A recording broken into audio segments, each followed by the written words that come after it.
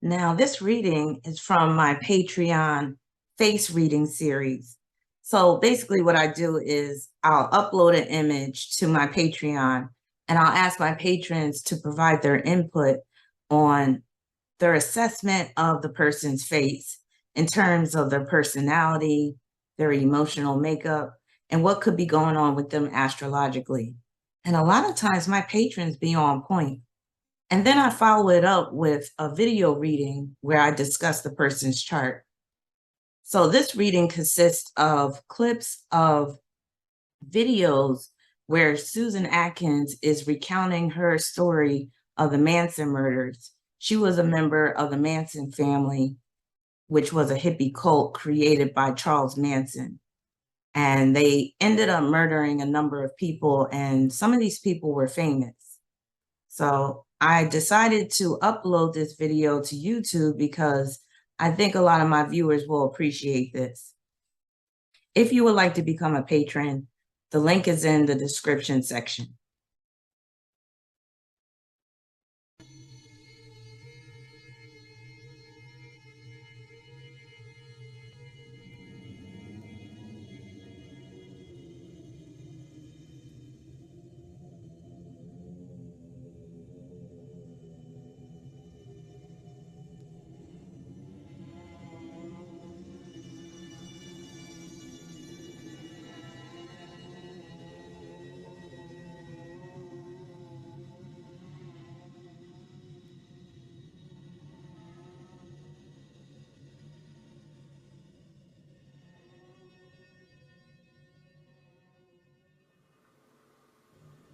One day, a little man came in with a guitar and started singing for a group of us in that place where we were living, in Haight-Ashbury, in San Francisco.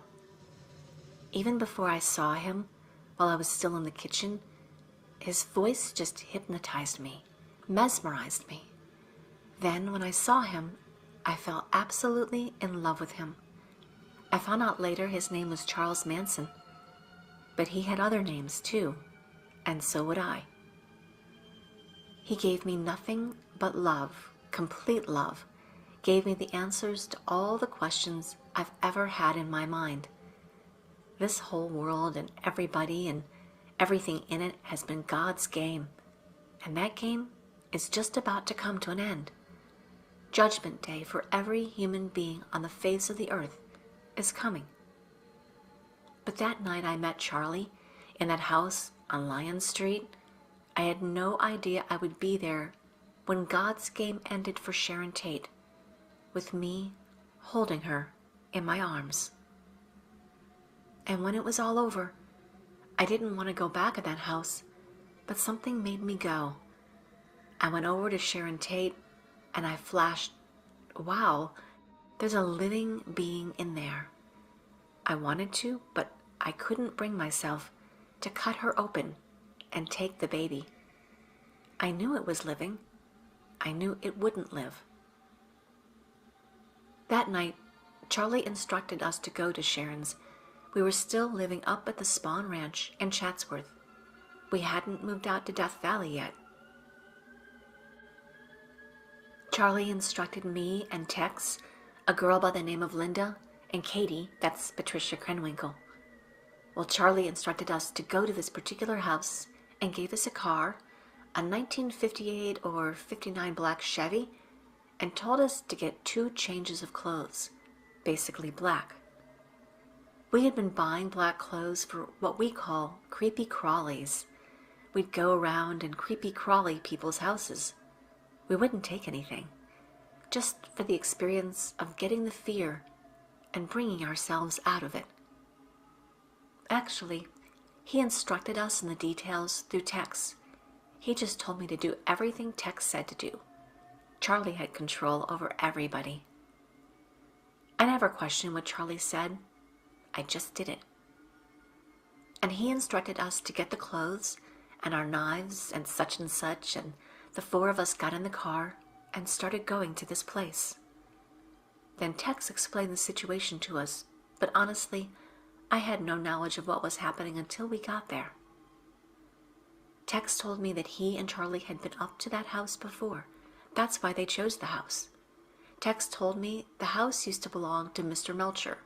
That's Terry Melcher, Doris Day's son. But he said that Mr. Melcher didn't live there anymore. But the reason Charlie picked the house was to instill fear into Terry Melcher, because Terry had given his word on a few things and never came through with them. So Charlie wanted to put some fear into him, let him know that what Charlie said was the way it is. I had no idea who lived in the house when we were driving up there, not when we got there, and not after it was all over. Okay, so let's get into this witch's chart. So, Susan Atkins, Charlie's Demons. Now, there was this show in the 70s called Charlie's Angels. So that got me thinking about Charles Manson. So I used that image from Charlie's Angels as silhouette with his three angels, Farrah Fawcett, Kate Jackson, and Jacqueline Smith. They were the original team. But anyway, I was like, let me just call this Charlie's Demons. Susan Atkins, she was one of Charlie's demons. And I would say she was his chief female demon. So here she is right here. Looks like she's in her 30s in this picture. This is the picture I used for the face reading. So Susan Atkins was born May 7th, 1948.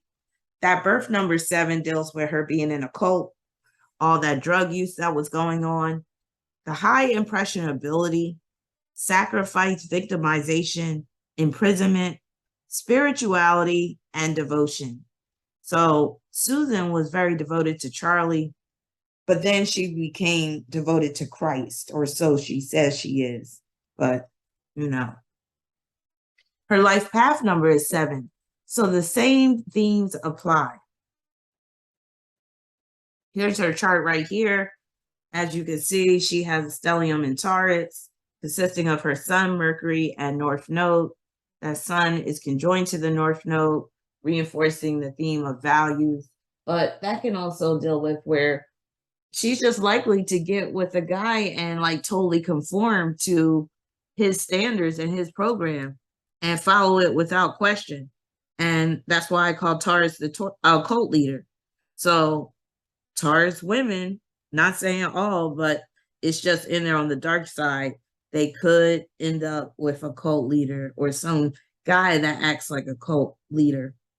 So she got that Taurus stellium. She got an Aries moon, which produces a propensity towards violence. Not in everybody that has an Aries moon, but that's one of the dark manifestations.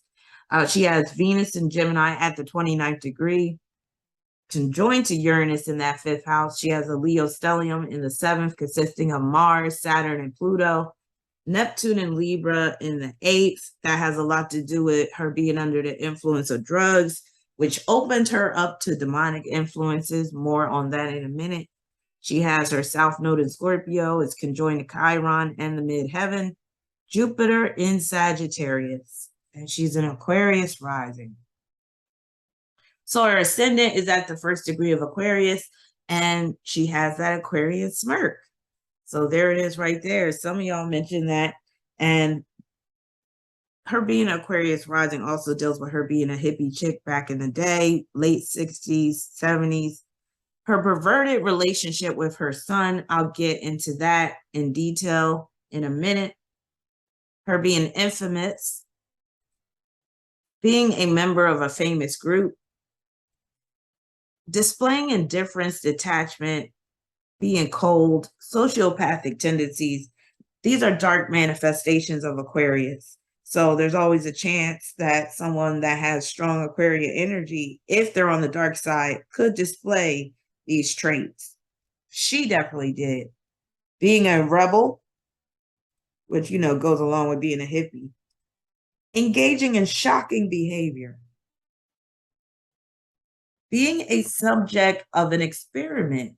More on that in a minute. So here she is when she was with the Manson family. This is her mugshot, I believe, looking all crazy in the eyes, looking all deranged. And you could tell even at that point, she was under the influence of something, probably LSD, just totally stoned out of her mind.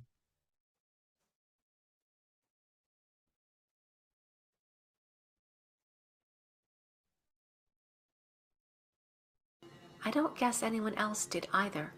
Not Charlie, not Tex, no one. Not till the next day, when it came over TV. When I saw the faces again, it blew my mind. As we drove, Tex began explaining the setup of the house for us. We had a set of bolt cutters with us and rope, and Tex had a gun. Each one of us had a knife. I'm not sure whether the gun Tex had was Charlie's or not. All I know is that the gun was used in previous killings, and that it was the gun he used to target practice with out on the ranch. We drove up to the house, turned the car around, and parked it between the gate and a neighbor's house. We got out of the car and got the bolt cutter. Tex climbed up the telephone pole and snipped 2 wires, hoping that they were telephone wires. I guess they were. The lights in the house stayed on. Then we got back in the car, drove down the hill, and parked the car at the base of the hill, but a little ways up so it wouldn't look too suspicious, so it would look like it belonged there in the neighborhood.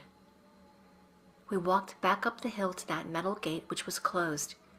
We didn't touch the gate because we didn't know if it was electrified or not, whether there was an alarm system that we didn't want to set off.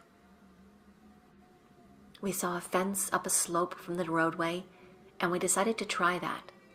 Well, we climbed up the hill, and there was a place where we could climb over the fence. So we went over the fence, the 4 of us, and all of a sudden we saw a light coming out along the driveway inside the grounds. We knew it was a car. Tex told us to lie down and be still. So we all just did exactly what he said, just laid down and kept quiet. And just as the car drove into our sight, I couldn't actually see what happened, but I heard Tex say, "Stop, halt." Then Tex had a gun on this young boy, and I heard the boy say, "Please, don't hurt me. I won't say anything." Then the gun went off 4 times, and Tex came back and said, "Come on." And we proceeded to go, but the young boy who was killed in the car, his death, I felt very bad about it when I saw it had happened. And all of a sudden, I found I was at the front door. Well, there's a window right next to it. Tex, he lifted up and opened the window, climbed inside and went around and opened the front door. We had no idea how many people were in the house. When we got into the living room, there was a man sleeping on the couch. The back of his head was facing me. He had on kind of a mod outfit. The pants fitted low. Tex went up to the couch. The man woke up thinking, I guess, that it was a friend of his. He said, "What time is it?" And Tex stood in front with the gun and said, "Don't move or you're dead." Then Tex motioned for us to come and stand behind the couch. Just Katie and I had gone in. We left Linda outside to listen for sounds. It surprised me that nobody heard the gunshots that killed the young boy, but they weren't that loud. It was a quiet gun. And anyway, Tex told me to go down the hall and check the other rooms. So I went down the hall and found a bedroom. I went in, and this girl put down the book she was reading and looked at me. I smiled and waved. I knew they turned on just looking at the house. They hide it from society. By just looking at them, I knew they used narcotics. I guess she thought I was a friend. So then I looked in the other bedroom and saw Sharon Tate and the younger man, the shorter man, Jay Sebring. She was in a see-through shorty nightgown, wearing a kind of halter underneath it. But they were just talking and didn't see me. I came back out to the living room and told Tex, "There's 3 more in there." And so he told me to go look for the bathroom and get a towel and tie up the man on the couch. I couldn't find it at first, but I finally did. It was a big house. I was shaking so bad I couldn't tie his hands, but I got the towel around, even though I couldn't pull it tight. And he was just so petrified. He just laid down there and didn't say a word. And he kept asking Tex, "What do you want? What do you want? Who are you?" And Tex said, "I'm the devil. I'm here to do the devil's business. We want all your money. Where's your money? He said, my money's in the wallet on the desk. Tex told me to go over and look at the desk, and I said, Tex, it's not there. And then Tex said, go in and get the other people and bring them out here. So I took out my knife and I went in and stood by Abigail Folger's bed and said, go out in the living room. Don't ask any questions. I went into Sharon Tate's room and told her and the man to go out in the living room. I guess the three of them went along so easily because they were pretty much terrified by what was going on. After that, everything just got wild.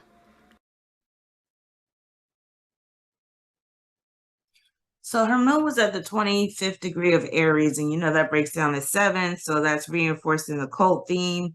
25 is a number of discrimination and analysis, but she failed to be analytical and discriminating when it came to Charles Manson feeding her all this information and these twisted values and ideals. And she has moon square ascendant, and that ascendant in Aquarius can cause her to follow the crowd where she's not thinking on her own. This also deals with separation from the mother. So she ran away from home when she was a teen, and that's how she fell into the Manson family crowd. Lacking compassion, empathy, and sensitivity towards Sharon Tate. So she stabbed Sharon Tate a number of times, and I think Sharon Tate was pleading for her life, and she was basically saying, I feel nothing for you or whatever. She was basically talking about she feels nothing. Shaving her head as an act of allegiance to Charlie. Her allegiance to the group caused her to lack individualism and independence of mindset, with that moon being in the 3rd house. Changing up her story to make herself seem less sociopathic. So she gave a lot of interviews. Well, I can't say a lot, but she has a few interviews with the media, and it looked like she was getting off on getting this attention. She doesn't seem too remorseful. Changing up her personality. So she went from being this hippie, drug, stoned out chick that was murdering people or, part of this murder plot, to being this Christian that claims to be saved, sanctified, redeemed. Here she is back in the 60s after she had already been arrested, and the media is pushing a microphone in her face, wanting a statement. She's surrounded by, I guess that's the bailiff or whatever.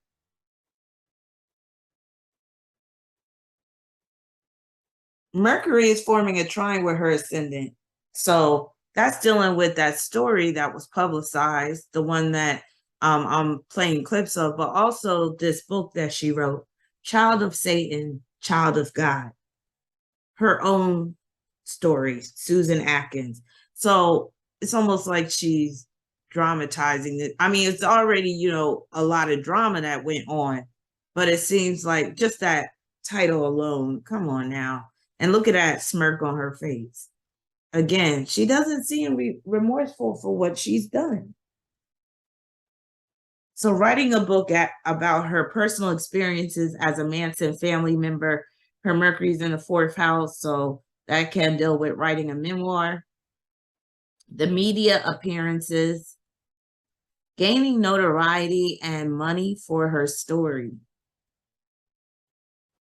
Her leadership activities when she was in school. So she was very active in school, very involved with school activities. She was in the church choir and stuff like that. So that Mercury and Taurus still for her being in the church choir in particular. But yeah, she was pretty outgoing when she was a teen, pretty much involved in school activities. So here's her chart again. Here's that Mercury in the 4th house forming a trine with the ascendant. Venus in Gemini, quincunx ascendant. That Venus is in the 5th house. Very much influenced by the words of others, altering her appearance and persona at Charlie's behest, being cold and indifferent towards the pleas of the people she attacked, and being able to rationalize it with that Venus and Gemini, giving court testimony that is shocking and unsettling. Also, this is representative of Sharon Tate's sister, with Venus being in Gemini. Gemini is dealing with sisters, siblings, attending all the parole hearings to keep her incarcerated. And the parole board is being seen through that Venus conjoined to Uranus. Ascendant conjunct Sham. Sham is a fixed star that can make one combative and jealous. I'm not sure of the order in which it all happened. I can only see it in flashes. But it seems that Tex tied the three of them, Sebring, Sharon, and Miss Folger, together, wound the rope around and around them, then threw it over a beam so I could pull it tight. And then the way it flashes now, it was all panic. "What's going on?" Jay Sebring said, and proceeded to advance on Tex. I don't know how he got loose, and Tex shot him and he fell on the floor. I think he fell on his side because I saw him lying on his side. And then Sharon went through a few changes. Quite a few changes. I mean, her facial expressions? Wow. "Oh my God, no," she said. Miss Folger didn't say anything. She just stood there. Just stood there. The man on the couch, I hadn't done a very good job of tying him up with that towel I found in the bathroom. He kept working to get it loose. But Tex said to him again, "Where's your money?" Then Sharon or Abigail, I can't get a picture of which now, said, "My money's in my wallet." Tex instructed me to go get it out of her wallet, and I untied her, and she led me back to the bedroom, and I told her, "You get it out." She handed me $72 or $73 and said that's all she had and asked, "Do you want my credit cards?" I said no. Then I proceeded to lead her back into the living room and tied her back up and put the rope back over the beam. One of the ladies cried, "What are you going to do with us?" Tex said, "You're all going to die." This caused immediate panic, and Tex ordered me to kill the big man on the couch. Well, I went over to him and I raised my knife and I hesitated. And as I hesitated, he reached up and grabbed my hair and started pulling my hair. So I had to fight for my life as far as I was concerned. We fell against a chair that was next to the couch. He was fighting and I was kicking him. I was all of a sudden fighting for my life. Wow. Then I proceeded to stab him 5 or 6 times in the leg, but I would say it was in self-defense. I luckily enough had the knife in my hand because the man was big, and with one whack, he could have... Wow. And then while this was going on, Abigail was getting loose and fighting with Katie. And Linda, we found out later, heard some noise and went back down and sat in the car, so we had no watch for the outside. Well, as this went on, all of this confusion, I just don't remember what happened. Except I remember seeing the man I had stabbed trying to go outside. He was yelling. He was yelling for his life. I was hanging onto him, I think, and I yelled, "Tex, help me. Do something." Then, in the excitement, Tex must have shot him in the back as he was running out, then followed him and hit him over the head with the butt of the gun. It broke the gun handle, and the gun wouldn't work anymore. So he began stabbing the man. While he was stabbing, the man was still screaming. I'm surprised no one heard anything. The man was pretty much half dead on the porch. That's where all the blood was, I imagine, before he ever got to the lawn. Well, Sharon was starting to get loose from the rope, and the Folger girl already had broken loose and was fighting with Katie. I was just standing there watching. There wasn't much I could do because I couldn't find my knife. I couldn't find it when we left, so I figured that I had lost it in the house, which threw a paranoia into me as we left. Here she is walking into the courtroom with two of her co-defendants. I think one is Patricia and then Patty, Patricia, and I forget what the other one's name. Leslie. I think the one on the left is Leslie Van Houten. And then that's Susan Atkins in the middle. And then maybe that's Patty on the right.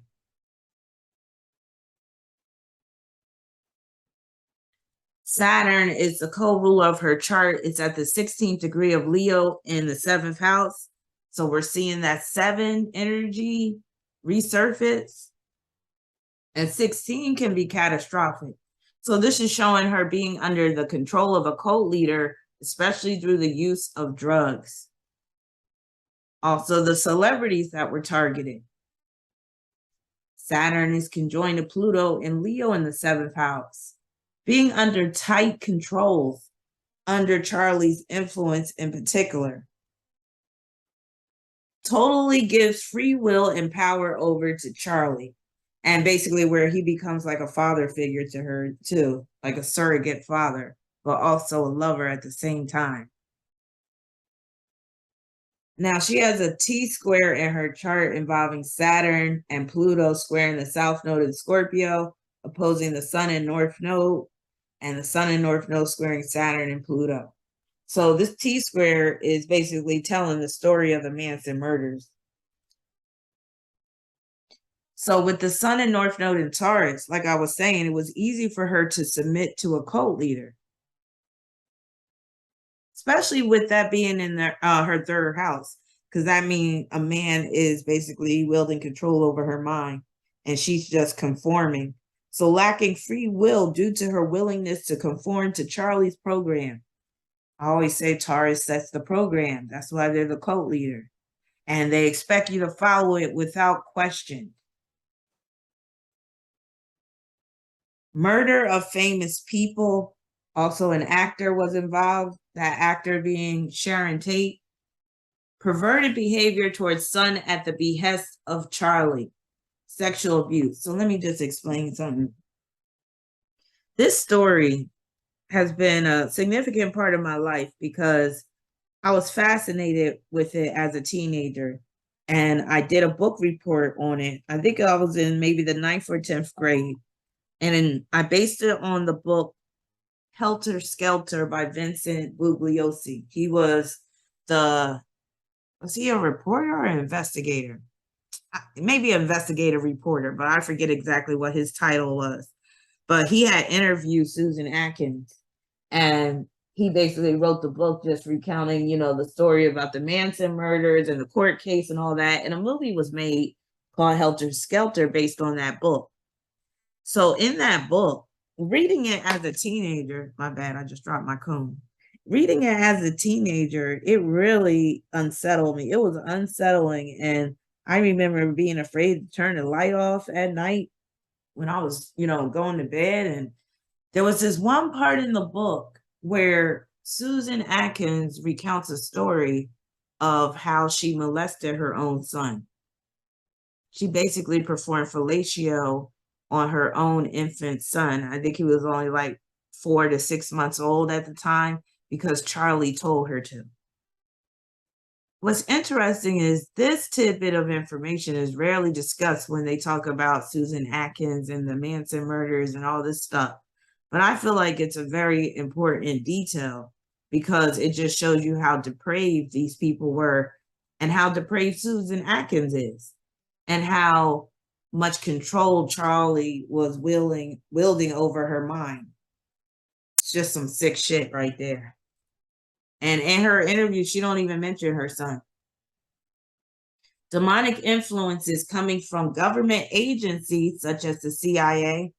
Now, for years, I suspected the CIA being responsible for the Manson murders. They were responsible for a lot of crazy, dark serial killer shit that was going on back then. And I believe that they still do stuff like that now. There's a number of situations, Sandy Hook, I better watch what I say, because I might be uploading this to YouTube later on. I'm not sure, but yeah, I better watch what I say. But those who are conspiracy theorists, You know what I'm talking about. So I believe this whole Manson murder was a CIA operation. And what's interesting is Saturn is ruling the 12th house in Susan Atkins' chart, and that could be CIA, secret government operations with Capricorn on the 12th. And with Scorpio on that midheaven, it's like demonic influences through the CIA. And they've been known to dabble into the occult deeply. If there's a lot of secret government operation badges that have strong occult themes. The Manson murders. So again, this T-square formation is basically showing you these are the Manson murders. But also when you take into account that the South Node is conjoined to the midheaven in Scorpio, you got to ask yourself, okay, who was really calling the shots? 10th house is the government. Losing custody of her son. So she wound up losing custody of her son, naturally being in prison. So the imprisonment is shining through that as well, with Saturn ruling that 12th house. The negative attention she receives starts to chip away at her self-esteem and sense of self-worth. And that could be the real reason why she became a Christian. She didn't like the negative image that she was portrayed as once she got older. So here's her chart again. Let me just outline this T-square situation. So here it is. Wait a minute. Can I even draw on this? Yeah, here it is right here. T-squares involving the Sun, North Node, Saturn, Pluto, South Node. You could throw the midheaven in there and Chiron. Let's just throw it all up in there. But all of that is representing the Manson murders.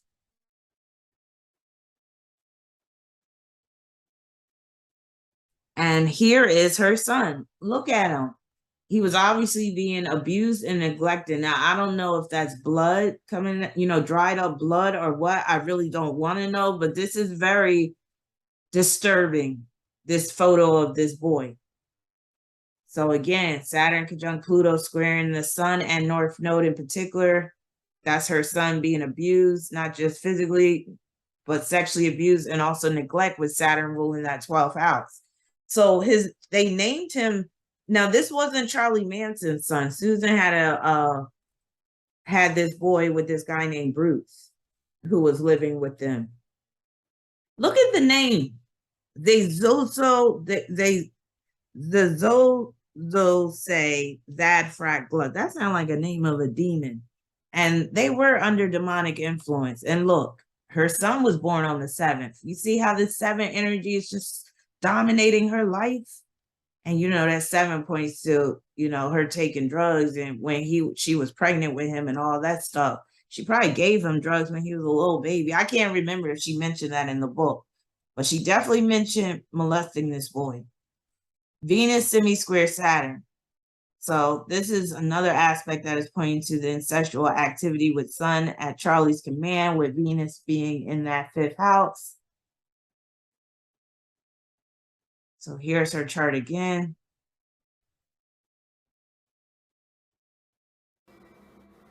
But anyway, I went over and got Sharon and put her in a headlock. She didn't fight me, I just held her. At times, it seemed so easy. When she began begging me to let her go so she could have her baby, and wow, I realized she was pregnant. A flash in the midst of all that. Katie was calling for me to help her because Abigail was bigger than Katie, and Katie had long hair which she was pulling. So I called to Tex to do something.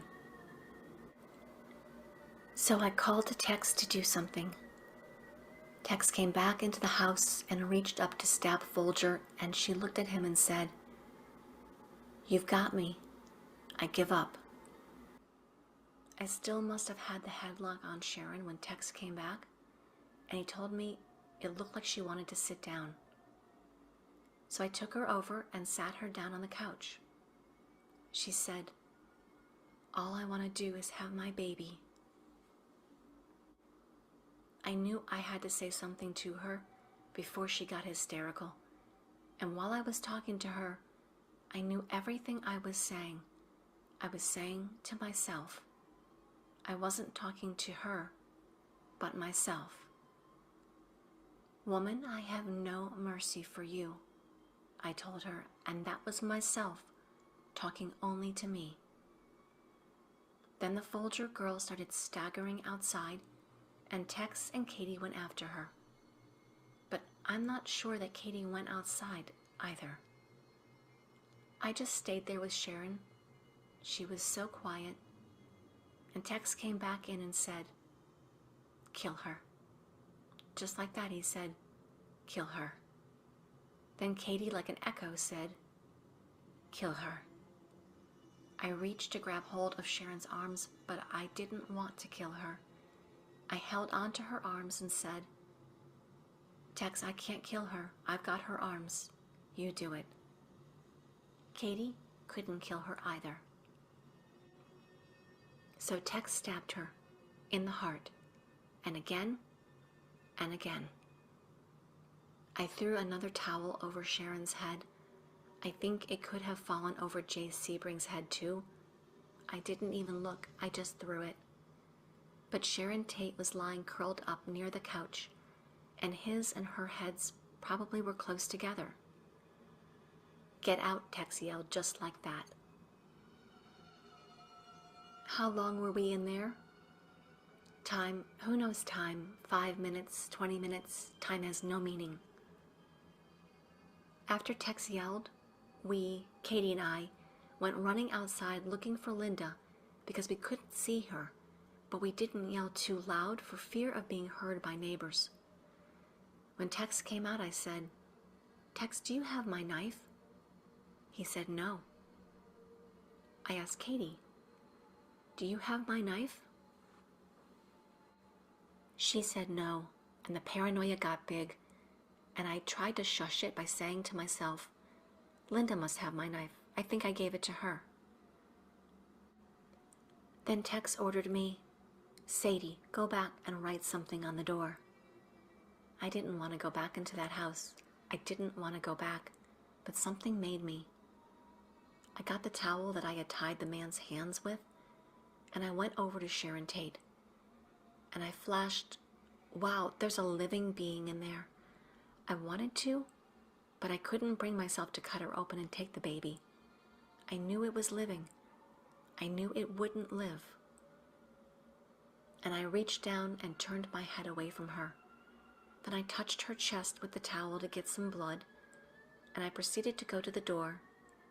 And the only thing I remember being instructed to write on the door by Tex was "pig." So I proceeded to take my hand and write "pig" with the towel, and I threw the towel back into the house and ran outside. I was the last to leave the house. I ran to the front gate.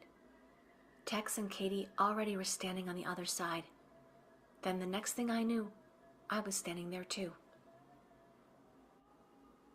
We walked toward the car, but we couldn't see Linda. We thought she had disappeared. We didn't know where she was. We called for her, but not too loudly.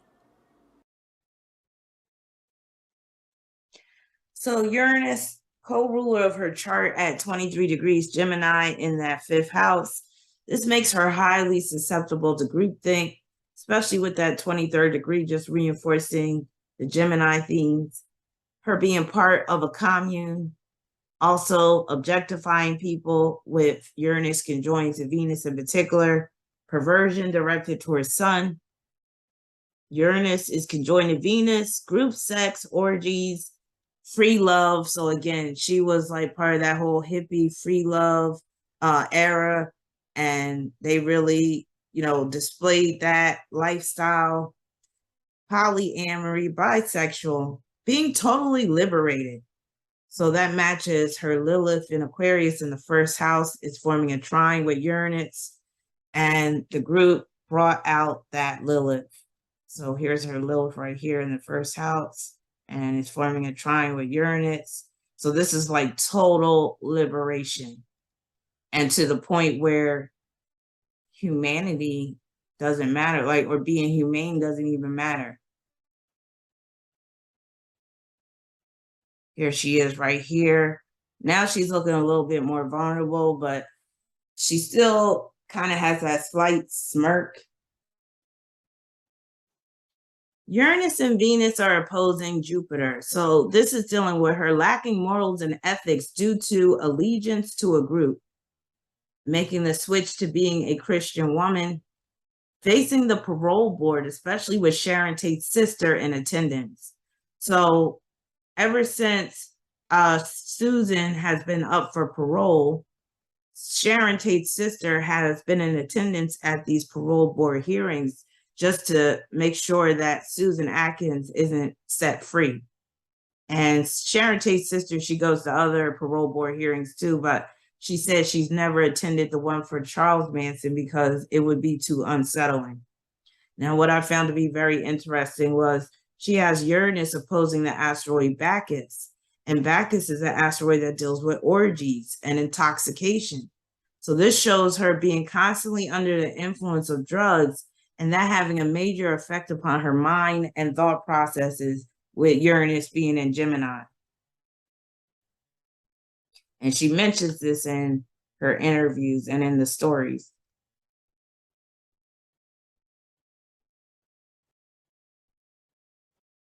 She has Moon and Mars sextile Uranus, and these sextiles are part of a kite aspect pattern in her chart, which helped her to basically, I'm not going to say she got off lightly because she did spend a lot of time in prison. I think she's still locked up.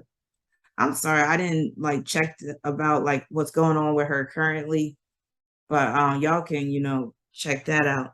But Moon and Mars sextile Uranus, this is her feeling a sense of belonging and community and unity with the Manson family, especially with the Moon forming a trine with Mars, which represents the Manson family.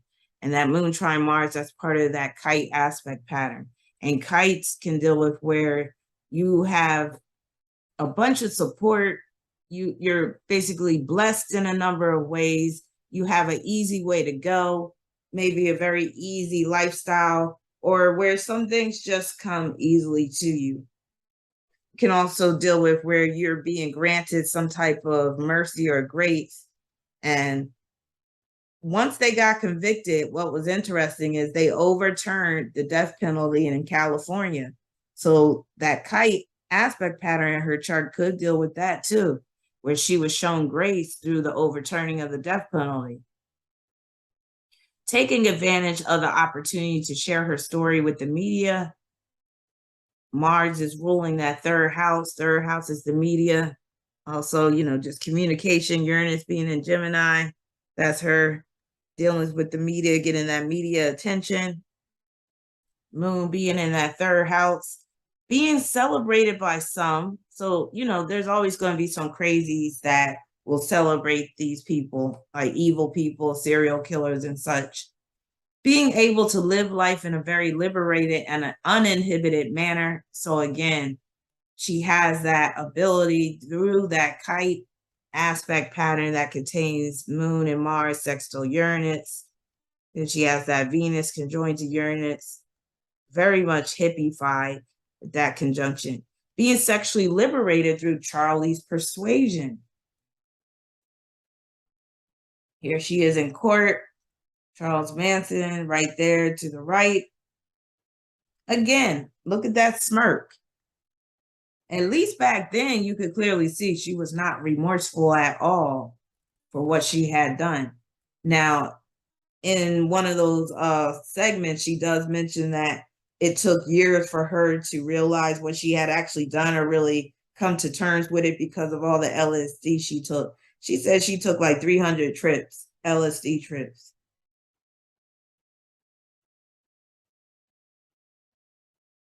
Uranus forming a quincunx with Chiron. Now, Tex Watson, he was part of the Manson family, and he was the chief murderer in the bunch. And from what Susan Atkins says, and even Tex claimed, he killed all of the people, all of the victims, but the girls helped. Like Susan Atkins, she stabbed Sharon Tate a number of times, but she didn't kill her. She didn't deliver the final fatal blow. But my thing is, Sharon Tate could have died anyway if Tex didn't come and, you know, finish the job, because she could have just died through the stabbings that Susan inflicted upon her just by bleeding out if she didn't get help in enough time, which she wouldn't have. So we have to say that, yes, Susan Atkins is a murderer, even if she claims she never finished the job. So Tex Watson, he's being represented by Uranus. So this is him telling her to kill with that Chiron being in Scorpio, but she couldn't do it, so he took over instead. Also, she describes these dark forces that were emanating from Tex Watson. She was basically saying he was demonically possessed at the time. Uranus is running parallel to the asteroid Siwa, and Siwa deals with fertility, pregnancy. Sharon Tate was pregnant. Susan thought about cutting the baby out of Sharon's womb, so that aspect is dealing with that.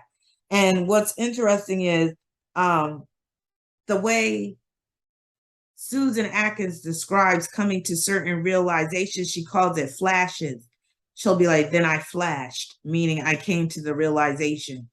But that's very much Uranus in Gemini, especially with that conjunction with Venus, the way she says flashed. I thought that was interesting how she was using that term, but I was like, is that a hippie term? Probably is. Objectification of her own progeny. Uranus is conjoined to the star Alheka, and Alheka deals with power, greed, and aggression. So here's Tex Watson right here looking all crazy and deranged. He has those Sampaku eyes. Google that if you don't know what I'm talking about. So crazed serial killer, member of the Manson family, committed all the murders with the help of some of the Manson family women. Charlie, I guess through Tex, had instructed us to go to the neighbor's house and do the same thing, what we had done in the place we had just left. We went to push the button that opens the neighbor's gate. Tex pushed the button, but I don't think he used his fingers. I think he used his arm or something. I just can't tell why we didn't go through with it. I can't see it now, can't flash it into my mind. But we picked up our clothes, which we had stashed by the gate. We knelt down and picked up our second change of clothes. Then we walked down the road to where the car was, walked not too conspicuous. And when we got to the car, there was Linda in it already, with her second clothes. She had begun to start the car, and Tex told her to get over. We all got into the car, and there was nothing but just exhaustion. And we all had blood on us, so we changed our clothes in the car as we were driving. I was in the right rear seat, and Tex was driving. We went for a ride to look for a place to dump the bloody black clothes. We drove along a steep embankment. I've got a picture in my mind, and all it shows me is the side of a mountain and a road. I just sat in the back seat, slumped down. I don't remember where we were, and I didn't pay any attention. Linda had all the weapons, all but my knife, up in the front seat. We stopped and Linda got out of the car. I'm sure of that. And threw all the clothes, all drippy with blood, and Tex's gun and the knives, as far as she could, over the side of the embankment, down a ravine, I guess you'd call it. We continued to drive until we got down to a residential area. I know it was close to Sunset Boulevard. We flipped down a couple of side streets to look for a dark house, and we found one. We got out of the car, walked up the street, and we found a big house. We were looking for a place to wash the blood off our hands and faces. All I remember is that the big house had a lot of shrubbery around it, around the front. We began looking for the water hose, and when we found it, we turned it on, went right out into the street, and proceeded to wash ourselves off. How about that? Right there in the street. All this happened spontaneously. We didn't plan any of it. It was all spontaneous. Then all of a sudden we heard an old man and old woman coming out of the house. "What are you people doing?" they yelled. And they went on like that. Blah, blah, blah. The old woman began screeching. "My husband belongs to the sheriff's reserve, and I'm going to have him report this. What are you doing?" Tex just looked at the old man and old woman. He just looked at them and smiled, and then he said, "Cool as you please. Wow, so cool. We're just getting a drink of water. Sorry we disturbed you." The old man said, "Is that your car down the street there?" "No, we're walking," Tex told him. Like, "Cool, man." He said real low to us, "Okay, girls, get in the car." And we double fast walked to the car. The old man and woman kept walking behind us, and when we got in, the old woman still was jabbering away. Take down their license number. But the old man said he didn't have anything to write it down with. Tex got in the car and started it, and the man came up and reached in to take the keys, evidently knowing something suspicious was going on.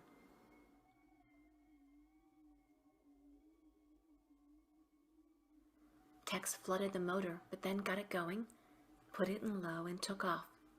Practically broke the old man's hand from what I could tell. I just flashed, "Wow, that was a strange house to pick out of all of the houses." And then we drove down the road and made a couple of turns and stopped at a gas station. Here she is. This is when she put the X on her forehead because Charlie Manson did. Again, not having a mind of her own. Remember, I told y'all about that moon square ascendant, but then also having that Saturn and Pluto squaring her sun just caused her to not have a mind of her own. Mars square Chiron. So her sun and north node opposing the south node, midheaven, and Chiron. This is Susan getting caught up in the dark corridor, because I often call certain oppositions, dark corridors or dark hallways where you can't see your way out of. And this is definitely a dark corridor with the Scorpio energy. So dark corridor of the CIA's MK Ultra program. If you don't know what MK Ultra is, research it, because once you learn about it, it makes a lot of sense what I'm talking about. But basically, MK Ultra is dealing with a government-funded or government-sponsored mind control program that was carried out by the CIA. And again, because that midheavens involved, Chiron's in the 10th house, is showing government involvement, perhaps. Getting caught up in a murder plot. Demonic influences resulted in the compromising of values. Charlie's sun being included in her Scorpio stellium. So Charles Manson's sun and Venus are at the 19th degree of Scorpio, and they're conjoined to her midheaven and south node and Chiron. So that just shows that he was a CIA tool. But I believe both were unaware of being tools for the CIA. Charlie was always just crazy, and I think he probably suffered from schizophrenia. But Charlie's operation was being funded by someone or some entity. That's what I always be asking when it comes to these cults and stuff. Now, I know with some cults, basically they still allow the people to work, and they just tell the people to give them all their money, all their earnings, all their possessions. But these were young adults. Some were still teenagers. None of them were working. They did steal things. They stole money and possessions, but it wasn't enough to survive on. So you got to ask yourself, who was funding this operation? And I say it was the CIA, because they were staying on this ranch, Spahn's ranch. And I don't know if he allowed them to live rent-free, but I'm thinking that this Spahn guy who owned the ranch, he was probably maybe a government operative himself. Maybe Tex Watson was a government operative. You never know, because they will sacrifice their own now. And again, maybe the fact that they changed the death penalty. They got rid of it after they were convicted, or while they were being, I forget if it was during their trial or after they were convicted. They overturned the death penalty. So they had to just get life instead of the death penalty. Maybe that was part of the bargain for some of them, like Spawn, or he wasn't implicated, but Tex Watson in particular. But more about that. I haven't sorted out that whole story, but some of y'all know what I'm talking about when I say CIA, MK Ultra. Especially when it comes to these high profile cases, you really have to ask yourself who's pulling the strings. So Pluto at the 12th degree of Leo in the 7th house, that 12th degree, when we're talking about Pluto, that's corrupt religious themes. But that 12 is also sacrifice and victimization.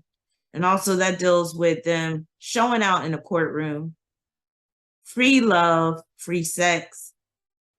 And there's this Thor's hammer in her chart. Thor's hammer is an aspect pattern that can deal with problematic people, just horrible circumstances that befall an individual, and just lewd, lascivious, and just, you could even say monstrous behavior in some cases.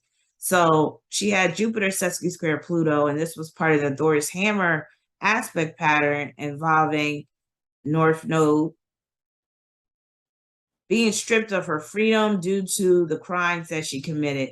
So with Pluto being in the 7th house, that's representing the sentencing, and then Jupiter representing freedom. This Jupiter sesqui square Pluto in particular, that's her being stripped of her freedom. Also showing that she was engaging in overkill, or at least the people she was with, Tex Watson in particular, but she did stab Sharon Tate a number of times. So no restraint with stabbing, with Jupiter being in Aries. Brainwashing through government program, Pluto ruling the 10th house.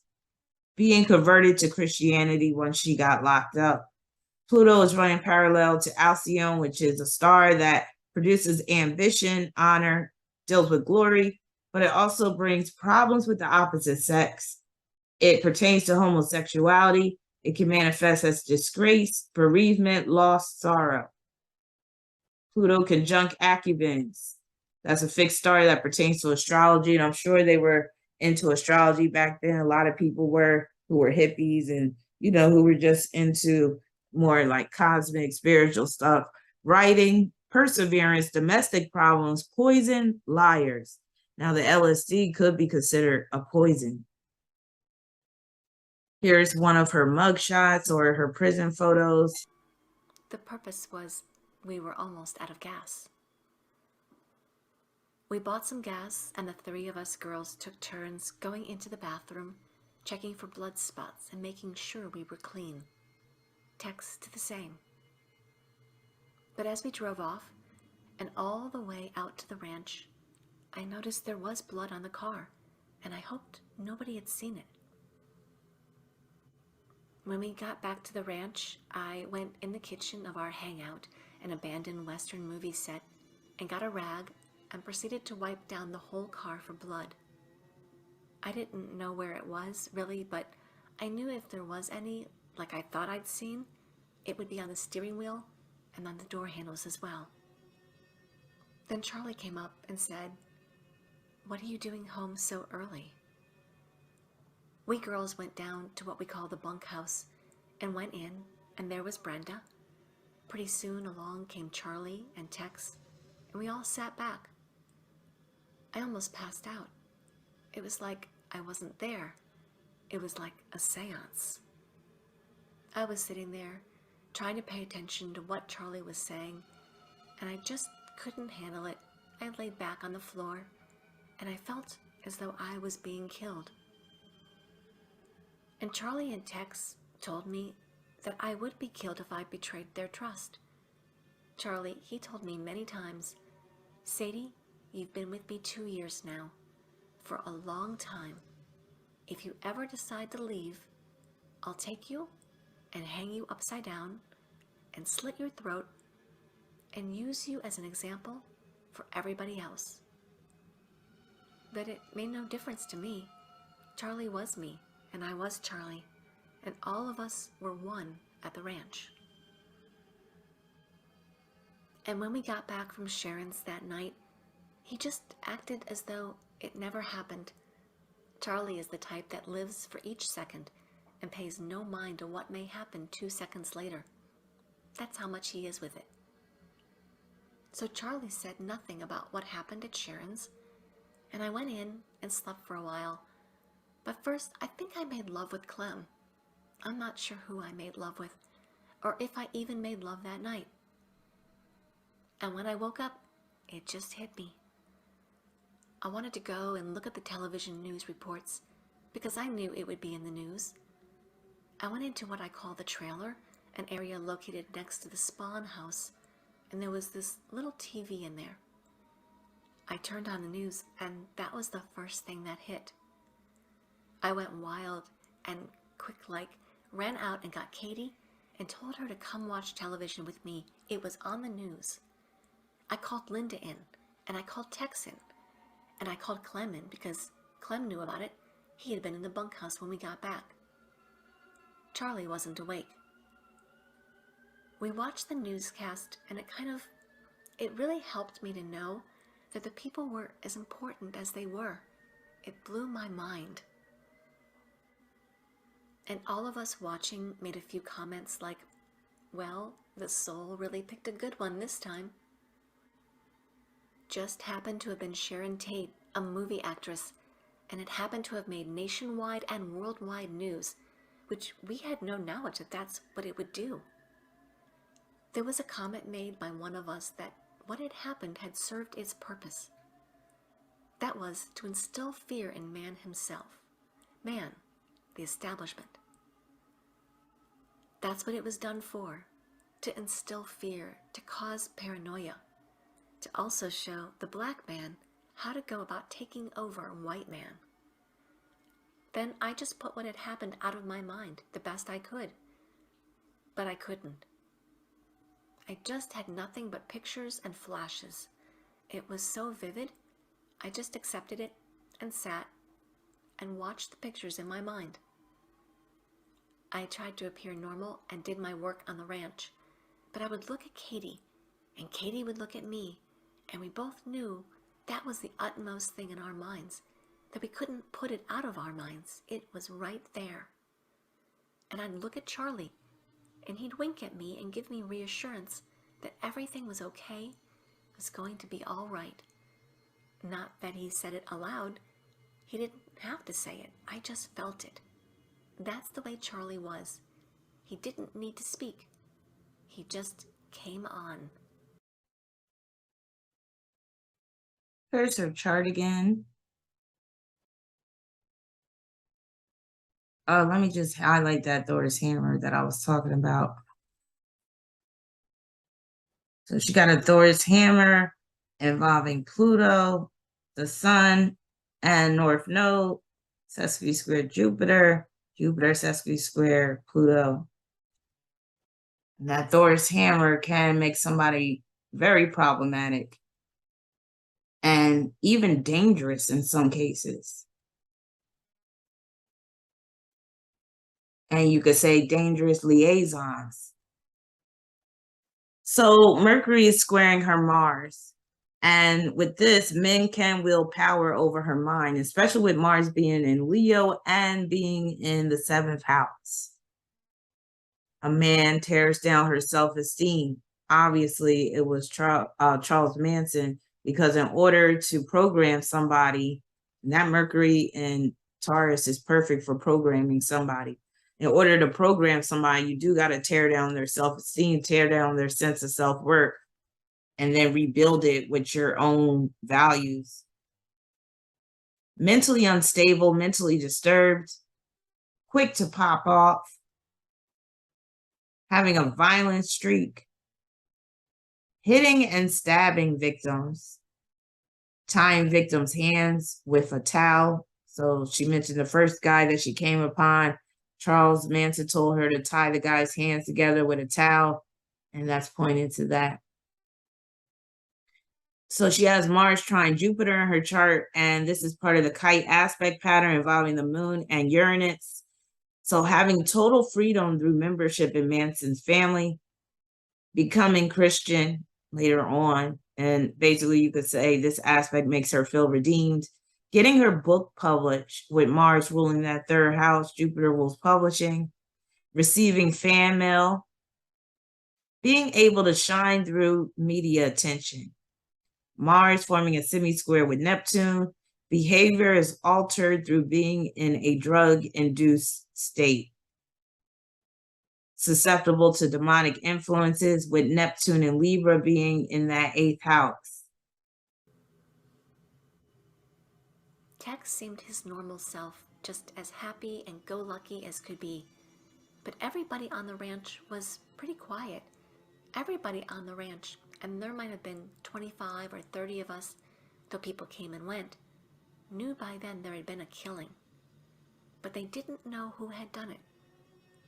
That night we all got together, smoked some grass, and sang some songs. And then it started all over. I forget, but I believe that night Charlie told me to get 2 changes of clothes and a knife, and we were going to do it again. Only this time, he said, we were going to do it right, without panic and mess, and he was going to show us how. He told the others. They sighed, and he said, "Do you have remorse?" They said no, knowing that all the time inside they did, and he knew it. I felt remorse too, and he knew it, because he knows me, inside out. In fact, he knows what I'm doing right now, as I tell this. We all got our things together, knives, and I think there were 2 guns or 1 gun, and we got in the car, and we just drove around, all over. Linda and Katie, Clem and Tex and Leslie, with Charlie driving, 7 of us. We went out toward the ocean, then we drove over to Pasadena. Charlie was talking the whole time. I forget what he was telling us. He was just talking to keep us so we wouldn't be thinking about what we were doing, to keep our nerve up, to chase out the fear. Somewhere along the way, we stopped at 2 houses. One I don't remember. I was so tired, and off and on I slept. We stopped at this one house. Charlie got out of the car to look in the window. We went around the block, and Charlie came back. We picked up Charlie, and he said, "Man, there were pictures of children in that house. I just couldn't do it." He said there might come a time when he might have to kill some children, but we mustn't go in that house in order to save the children. And so I accepted that, and we kept driving. I fell asleep. I slept. I was thoroughly exhausted, and when I woke up, we were parked. I looked around. I recognized the neighborhood as being one where I had taken an acid trip with Charlie and the girls and some people who lived in a house there a few months before. I didn't mention it to Charlie right at that time, but I did later. Charlie got out of the car and went into a house with a gun, and we all just sat there very quiet, didn't make a sound. Then I dozed off, and after I dozed off, I had a dream. It was so visual. It was actually what was happening in the house. I could see Charlie tying the man up and talking to him, tying the woman up. Then Charlie came back to the car, and I woke up. He had crept into the house with the gun. That's what he told me when he came back to the car. And later he told me, here's what he related to me. He said he told the man and woman, "I'm not here to hurt you. Just be calm. It'll be okay. Just sit down and be still." Then he tied them up with pieces of leather he wore around his neck.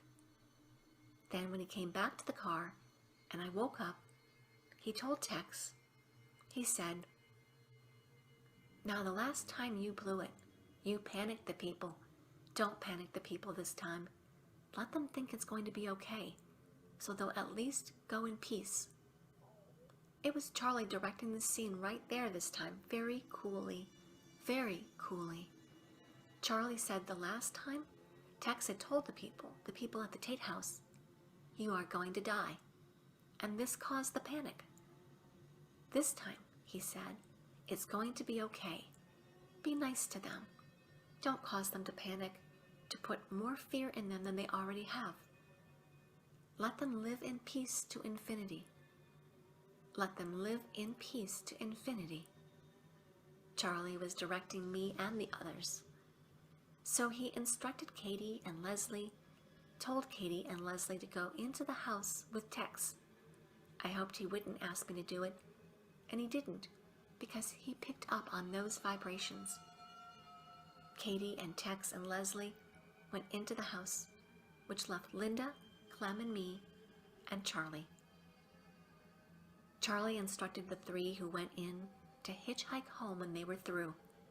Charlie said he wasn't going to stay because he was going to take Clem and Linda and me to another house, and we drove off. But we didn't go to another house. I guess he couldn't find one that suited him. But I fell asleep because I was tired. But before I did, I said, "Charlie, isn't that the house we took the acid trip in?" And he said, "No, it was the house next door." We knew the people next door, but we didn't know if they still were living there or not. And if they were, Charlie would have picked it to instill a lot of fear in them because they had just totally blanked out on us. They were people who had given us their word, then backed out on it, like Terry Melcher. But I don't have any opinion at all whether he picked it for that reason or because we just happened to pass it. Anyway, when we drove into the gas station, Linda got out and went into the women's restroom and left the wallet there. It was the man's wallet with credit cards in it that Charlie had taken from the house after he tied the couple up. We were hoping that a black woman would find it and pick it up and use the credit cards, which would direct the police to black people so that it would instill more fear into white people. Charlie reacts to black people, digs them because he spent most of his life in jail, about 20 years. Then we drove around, just kept driving around, and ended up back at the ranch. And when the people, the three, Katie, Tex, and Leslie, who were left at the La Bianca house, got back to the ranch, I got Katie to tell me what had happened. I got Katie to tell me because Katie and I are close. Katie was the only one of the three that said anything to me. None of the three had a gun, only knives this time. Charlie had the only gun, and he had long gone. Katie said when they got into the house, they found the couple tied up, and they took the woman into a bedroom. Katie and Leslie took her into a bedroom and tied her some more and put her on a bed and put a bag or cloth or something over her head. Then they proceeded to tell her everything was going to be okay, that she wasn't going to be hurt, it was all going to be all right. Katie told me she knew she was talking to herself, not to the woman, just like me with Sharon Tate. She was talking to herself through the woman, just to reassure herself that everything was going to be okay, that all was going to be perfect, was going to be good. Tex was in the living room with the man. She said the woman heard her man, her husband, being killed. And she said the woman panicked, started fighting and knocked over a lamp, fought and screamed, "What are you doing to my husband? What are you doing to my husband?" All the time, Katie was stabbing her, and Leslie was trying to hold her, and Katie just kept stabbing. I forget how many times Katie said she stabbed her. I don't even think she knows. Up to the time she was dead, the woman kept saying, "What are you doing to my husband?" And Katie told me that's what the woman was going to live with, the thought she's going to carry through infinity. And I said, "Yes, you're right there." Katie said after they were through, they went in and wiped all the fingerprints. At least that's what she said they did. Then they wrote helter skelter in the people's blood on the refrigerator. Death to all pigs, or something to that effect. They went in and took showers in the people's bathroom, changed their clothes, went into the refrigerator and had something to eat. Katie said she saw a fork. I can't remember whether she said it was a kitchen fork or one of those long forks, a carving fork. She said she saw it and she flashed, "Woo-hee, that will scare somebody." And she picked up the fork and went over and left the fork in the man's stomach. "Tex," she said, carved war on the man's chest. When Katie told me that, I flashed and said, "Wow, pretty far out."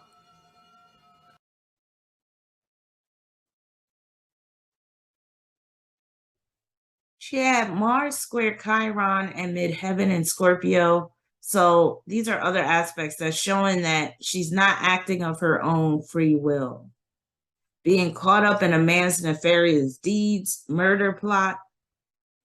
Charlie threatened to kill her, hang her upside down and slit her throat if she told. Mars opposition Icarus. Icarus is an asteroid that can deal with being reckless, where you can create destruction, living recklessly, dangerously, messing up the plan. So the first murder scene, Charles Manson claimed that they messed it up, and it was because Tex Watson informed them that he was going to kill them, and that made the victim start freaking out. And Charles Manson was like, next time, do it quietly. Don't tell them what you're going to do, so they'll stay calm and die peacefully. Mars conjunct Terpsichore. Terpsichore often shows up in the charts of dancers, and it deals with body language and body movement. So you could say that's Susan dancing for the men in the Manson family, for Charlie in particular, and she was given the nickname Sexy Sadie. And that Sexy Sadie is represented by her moon trine Mars as well. Mars parallel Algenine. Also that moon sextile Uranus is representing her being called Sexy Sadie as well. Mars parallel Algenine. Now, Algenine is a star that produces ambition in a person, but also vanity. It pertains to intuition, enthusiasm, and bad judgment. And when she's recounting her story, she does talk about how she was, her intuition was popping off, about certain things and about Tex Watson and stuff like that. And of course, the bad judgment came into play. Here she is after she shaved her head. Later on, they would change that X. I guess it was supposed to be a cross or whatever. They changed it into a swastika. They don't show that part. Look, she was growing a little mustache behind bars. So she had the 20th degree of Taurus on the 4th house cusp. And I really wanted to look at that 4th house because, again, she was living in that commune with the Manson family, Charles Manson. And that 20th degree reinforces the home and family theme. Also, 20 deals with awakenings. So this can also deal with her coming to an awakening after being under the influence of LSD and other drugs. She basically was saying they was taking all types of drugs. Venus ruling that 4th house at 29 degrees Gemini in the 5th house. 29th degree can bring interference from third parties, can deal with love triangles. Now that interference from the third party could have been government. And with the Gemini theme dealing with government, that's intelligence. And the CIA, that stands for Central Intelligence Agency. So again, makes me really wonder. But I've been, suspecting that the CIA created this situation, this horrific situation on purpose to scare the public and to basically mind fuck them too. And to just demonstrate their ability to will control over people's minds, groups of people, and get them to kill. Now, what's interesting is Sharon Tate's husband was Roman Polanski, who directed the movie Rosemary's Baby, which is dealing with this actor that sold his soul and ended up sacrificing his firstborn child. Firstborn child was basically a child of the devil. And it was reported that Roman Polanski was abusive towards Sharon Tate, and they found the diary of Sharon Tate where she was writing about how Roman Polanski forced her to have sex with these strange men, and he would film it. So I wouldn't be surprised if Sharon Tate was Roman Polanski's sacrifice and he was wrapped up into the CIA. And the CIA had a strong influence over Hollywood back then and even now. So this is something to take into account.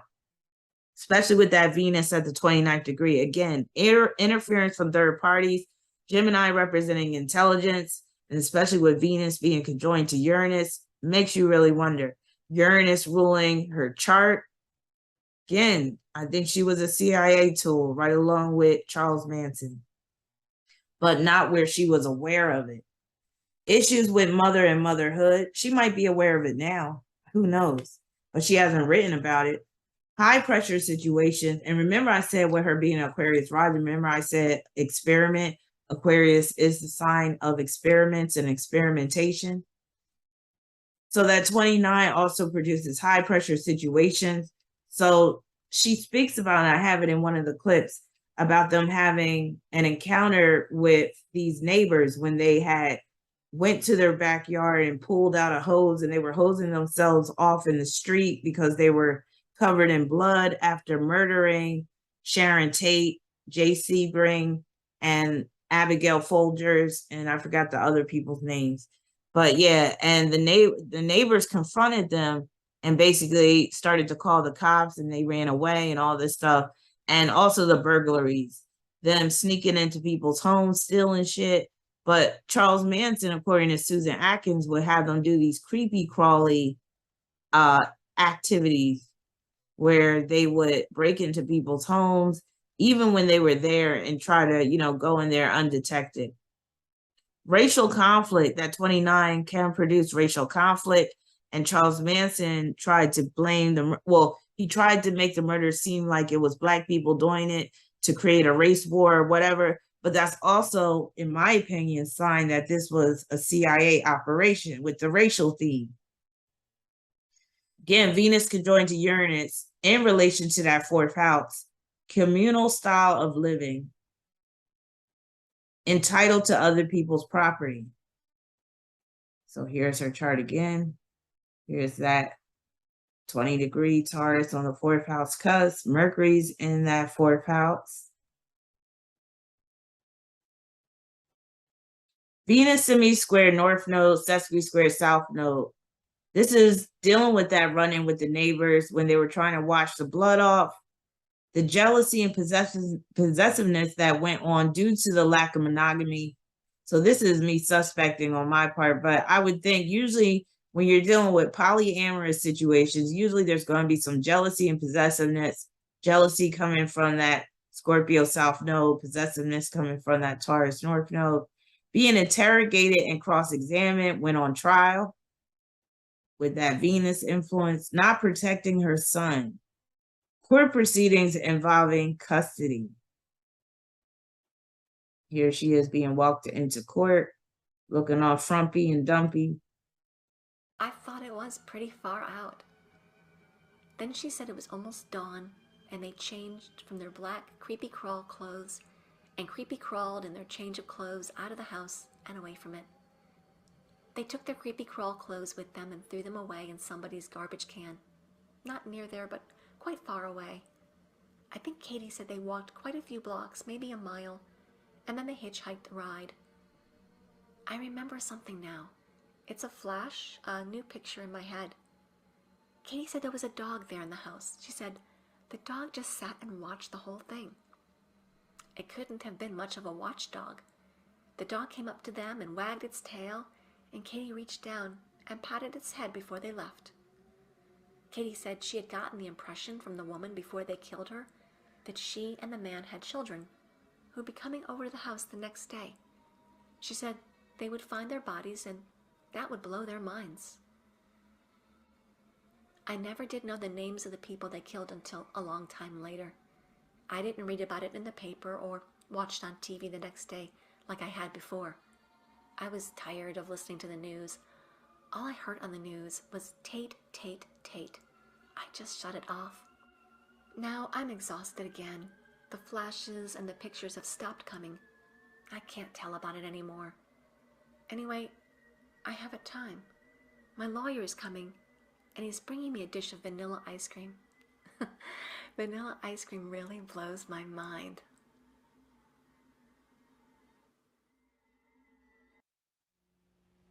At 21, Susan Atkins would become the most visible member of a ragtag bunch of killers, the Manson family.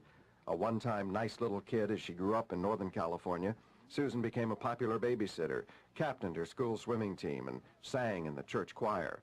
Then when her mother died, Susan Atkins ran away from home, and she fell in with a dangerous little man who had spent virtually his whole life in jails. And so at 18, Susan Atkins became one of Charlie's girls, as they were called, one of the first. More would join her, and in time, all of them would develop a fanatical loyalty to Charles Manson, nurtured by his persuasiveness and hyped by the unrelenting use of drugs. So after 300 LSD trips in 2 years, when Manson sent Susan Atkins and others of his family to kill, they did it. Later, looking, sounding, and acting crazy, Susan Atkins would spill it all and tell a grand jury what happened. With terrible detail, she would describe how she murdered movie actress Sharon Tate and her yet-unborn baby, and then participated in the murder of 4 others on that hot summer's night at the actress's Hollywood home. Susan Atkins is 28 now. She's just ended her first 7 years of a life term. She has spent 5 of them here at the California Women's Institution in San Bernardino County. She's just had her first parole hearing and been turned down. But the people who work with her here say that she's made a remarkable change in the last 2 years. They say she's become a devout Christian, and she says she wants only to serve God. Susan Atkins feels that her horrifying experience with drugs can be a lesson to those that use them or think about using them. She hasn't spoken with a reporter since the trial in 1970. She got word to me that she wanted to talk about the dangers of drug use, that she also wanted to reveal something new about the murders. What happened that night you all went to Sharon Tate's house? What really happened? Well, I remember getting in the car with Tex and Tex Watson and my other 2 co-defendants, 3 co-defendants actually. And before I ever got in the car,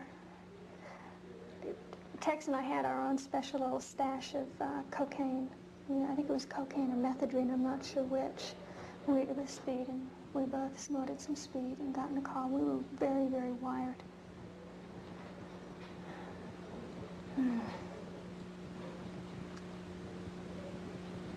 And we drove to the house with instructions to kill everyone in the house. From Charlie? Yeah.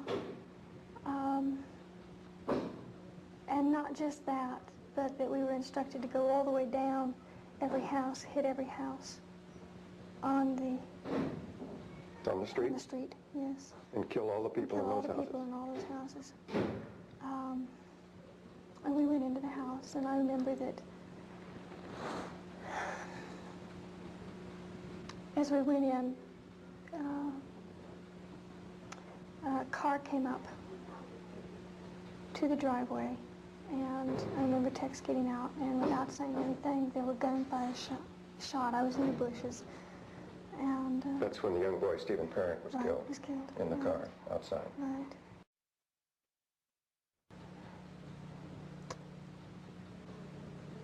The people in the house were all brought into the living room and tied up, and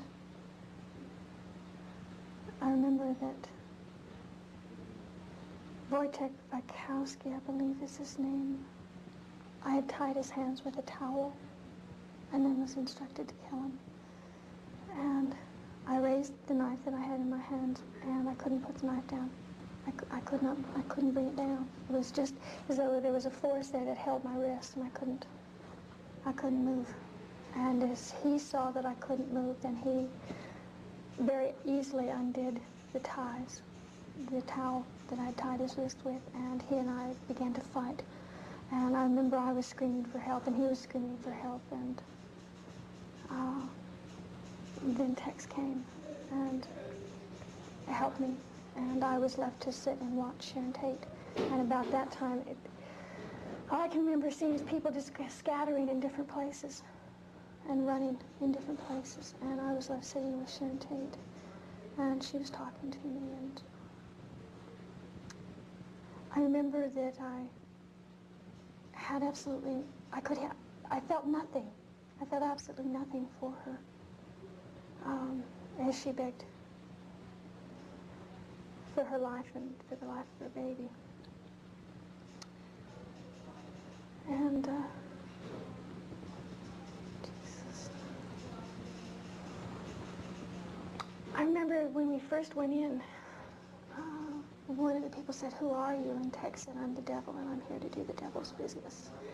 And I remember that in my conscience, it's so alive in me, even just recalling it. I remember that I had gone so far and there was no turning back. That even if I had wanted to run, even if I had wanted to leave, I couldn't. It was like I was caught in something that I had no control over. I had absolutely no say-so as to what was happening there. I was just like a tool in the hands of the devil, is the only way I can put it.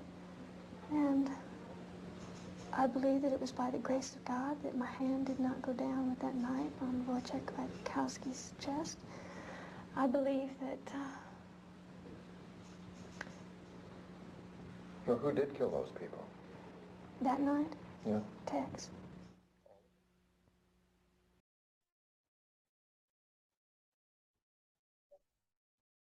Mercury at 26 degrees Taurus in the 4th house. Living at the Spahn Ranch with people coming and going. When you have Mercury in the 4th house, that could be the case. People just coming and going as they please. This also points to a book deal with that 26 degree. 26 deals with partnerships. And she did have a partnership with the person, think his name was Bob something. He helped her to write that book. Mercury sesqui square Neptune in Libra. So this is where she's being under the influence of drugs, especially LSD, and this put her out of her mind, turned her into a fully compliant person. You might could say this is a zombification aspect. Makes her open to demonic possession and attachment since Neptune is in the 8th house. Mercury opposition Chiron. The creepy crawly exercises. Again, she recounted that Charles Manson would have them sneak into people's homes and just see if they can walk around undetected and take shit and all that stuff. Being chased away by those neighbors, so that opposition is also dealing with that. Being in a dark demonic corridor of sex, manipulation, and murder. And again, this is another opposition that could deal with the government, her being part of a government experiment, in particular, MK Ultra.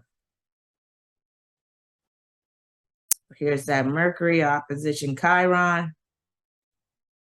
Mercury is conjoined to Algol, which is one of the most nefarious, deleterious, just egregious fixed signs in the heavens. Why I say fixed signs? Fixed stars, my bad. So it's known as the demon star. It's also known as the evil one. And it can manifest as murder, violence, strangulation. Also, Algol pertains to primitive female sexuality, which she was tapping into just by being in the Manson family and spreading herself around the men and the women. Mercury opposition Arabic part of the mother. So this is dealing with her thoughts and writings about Sharon Tate being pregnant. And she even thought about cutting the baby out of her belly. I think she was told to do that, but then she chickened out. She couldn't do it. But this can also point to her being at odds with her own mother over power and control, her running away. Here she is. I guess she was maybe in her 20s, late 20s in this picture. Looking very 70, early 80-ish. So let's talk about that midheaven again, because I really got to stress this point about government involvement, or this being a manifestation of a government operation, CIA operation. I strongly believe that. The Manson Family Murders is being represented by that midheaven at the 20th degree of Scorpio. And again, Charles Manson's Sun and Venus are conjoined to her midheaven, tightly conjoined. Also speaks of government involvement, CIA involvement, or you could say orchestration. Midheaven conjunct Chiron in the South Node, highly publicized murders, wounds being inflicted upon people. Midheaven contra parallel Hebe. I told y'all about that asteroid Hebe representing child predators, child sexual predator aspect. And Hebe is at the 16th degree of Virgo. Virgo is the sign of grooming, And that 16th degree can deal with what she was doing it while being under the influence of LSD. To me, that's no excuse. But she says it herself that she was so zonked out on drugs that she didn't realize what she was doing half the time. Men have been running parallel to Merzan, which is a fixed star that produces dangerous passions.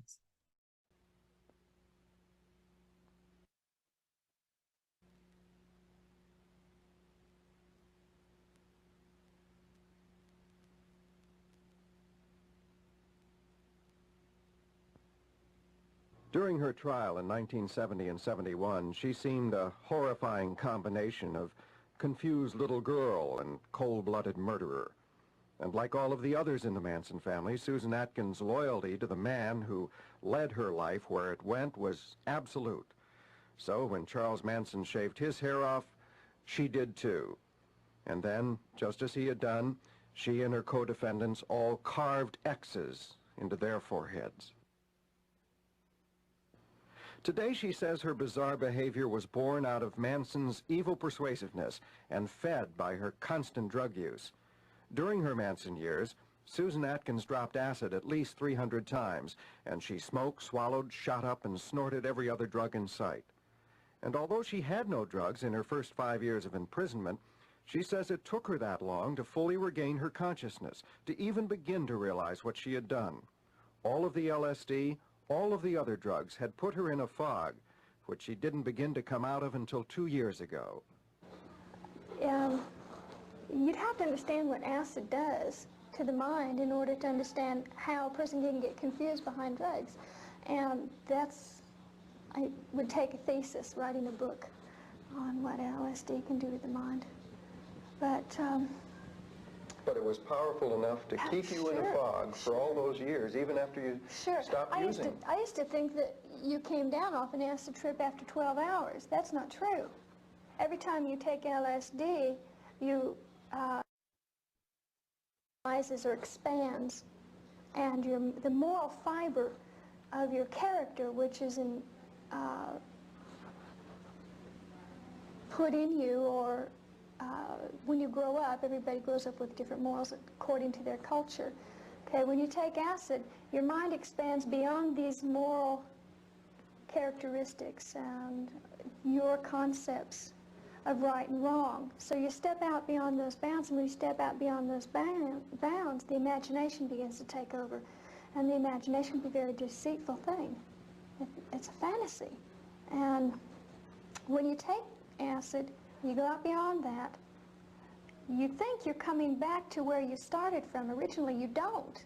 And every time you drop acid, you get a little bit further away from reality. And I took so much acid that I just was what I would term spaced. And it took me many years to what I term now re-enter. And that was just through not having any acid and having to deal with reality every day. Well, you say you're operating from a sense of complete consciousness now and reality. Then looking back from this point for you, what you were and what you did must be terrifying. Yes, to realize that by my own free will, I willingly got into something that completely took control over me, that I lost control of myself behind drugs and a process of deprogramming, losing my morals. It wasn't just drugs, it was Charles Manson's persuasiveness, too. Well, yeah, there was a lot of deprogramming that was involved in that.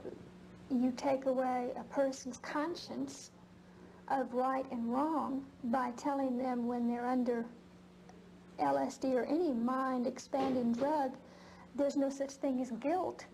And you've already come to a place in your mind or your imagination where you don't like the feeling of guilt, so it's easy to say, yeah, there's no such thing as guilt. I'll believe there's no such thing as guilt, therefore I can do anything and not feel guilty about it. Can you understand why many people, perhaps most people outside, are going to feel that you don't deserve parole, that you should never be given parole? You're aware of that? Yes. Well, so what if you spend the rest of your life in this prison? Then I spend the rest of my life in this prison. Is that thought depressing to you, though? No, because I know that, how can I put it? I'm content. It's not determined by my situation or my circumstance or my physical surroundings. How's it come about? How does peace come about? My peace? Mm-hmm. Well, I found peace through salvation in Jesus. And just knowing that I've been forgiven by God is sufficient for me.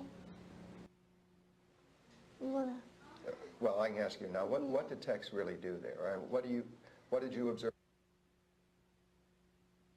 Yeah, of what I saw happening in Tex, the way he moved, the viciousness and cold,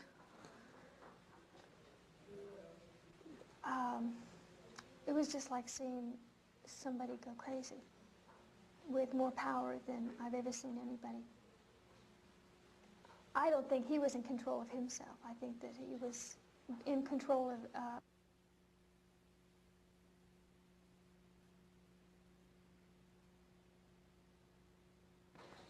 in their own human strength could do what Tex did. Well, Charles Manson was in control of him, right? Yeah, as far as giving orders, but I don't think Charles Manson's mind was in control of Tex's mind that night. I think that it was a higher power than that. Charlie's human too, you know, and his mental powers are just as limited, maybe not as limited as other humans, but that there was an evil force in control of Tex that night. Well, in control of all of you, obviously. He did things that, you've heard stories, I'm sure, of people who have lifted up cars off of other people, how they have superhuman strength. Well, Tex had that kind of strength that night. But not for good, it was for evil. So it's harming and hurting people. Just to be able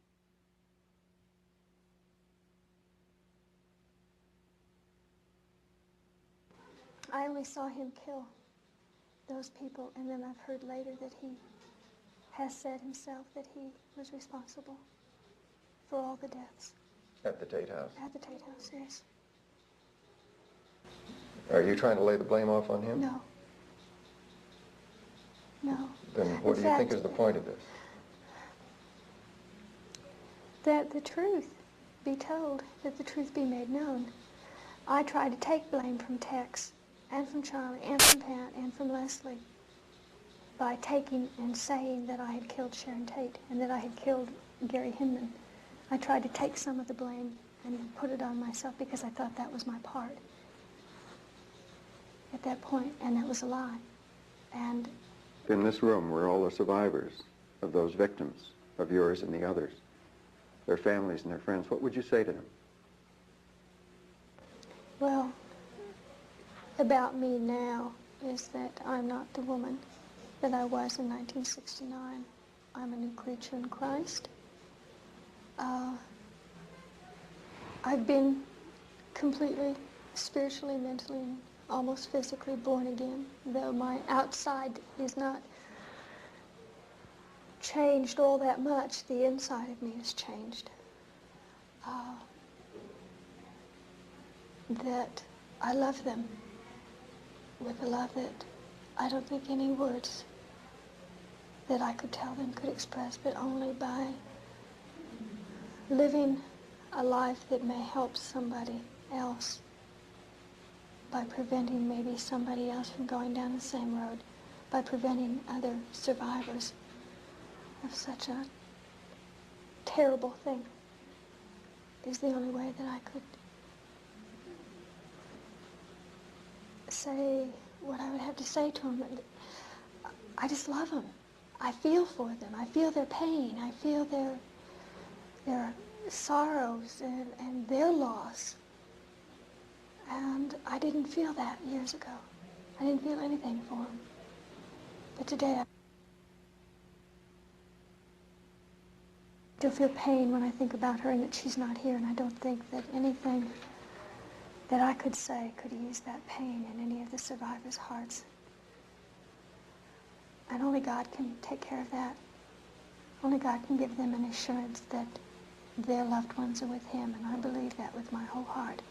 I believe that those people that died that night are with God, and that they're at peace, and that's the only thing that I can tell them. And I believe that with my whole heart. And that by the grace of God, the survivors will also see their loved ones again one day.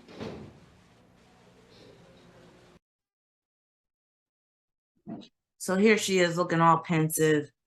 But yeah, that basically concludes my discussion on her chart and this face reading. I'm going to just allow the rest of the clips to just play, but let me know what y'all think. And I'll be back with another face reading very soon. Hope you enjoyed this one.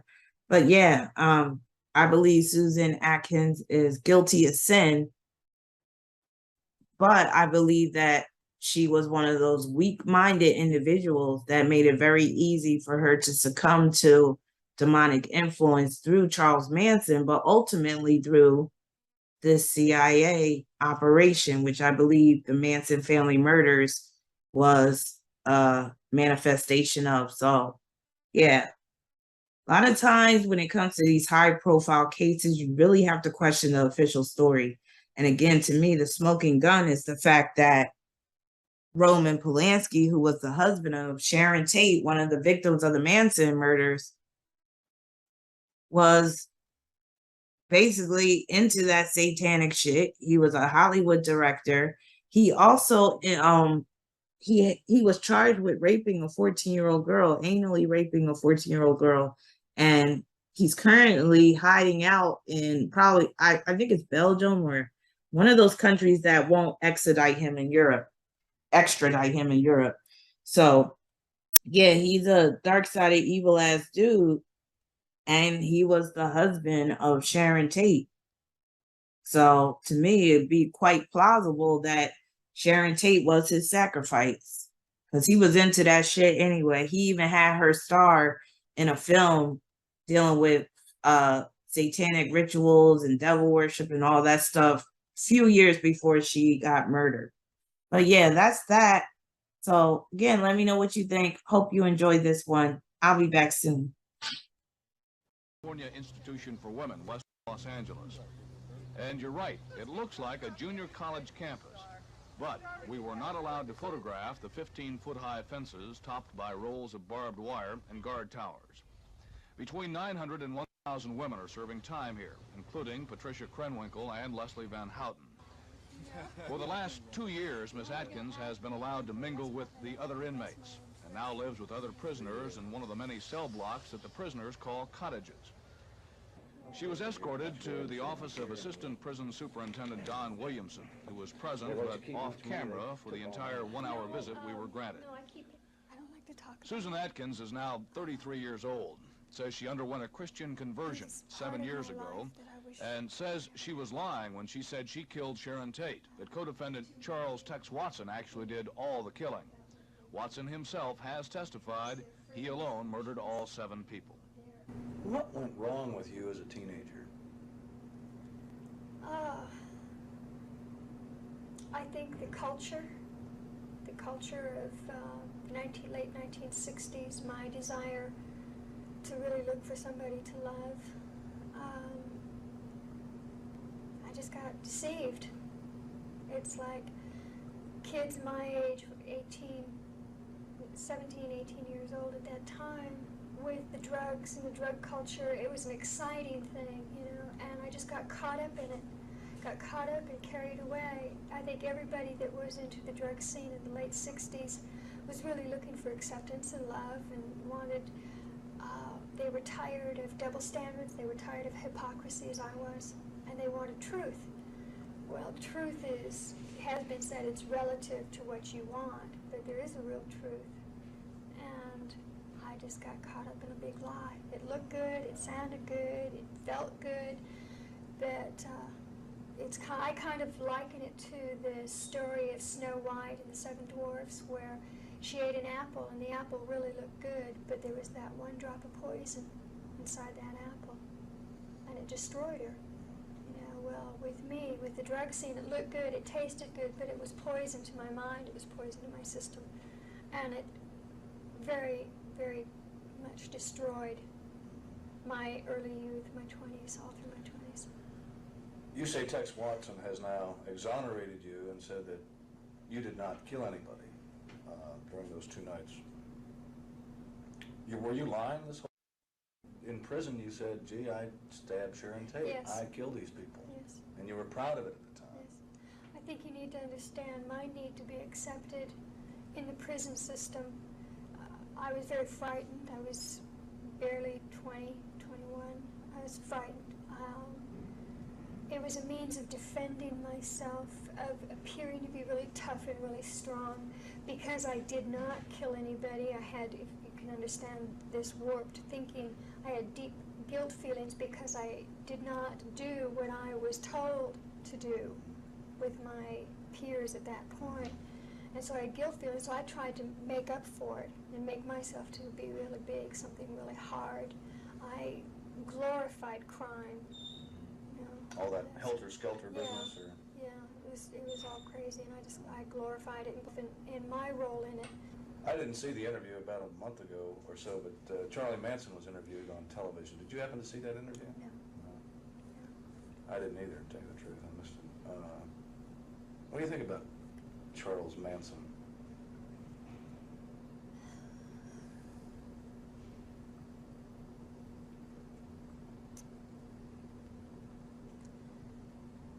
I don't like to talk about him.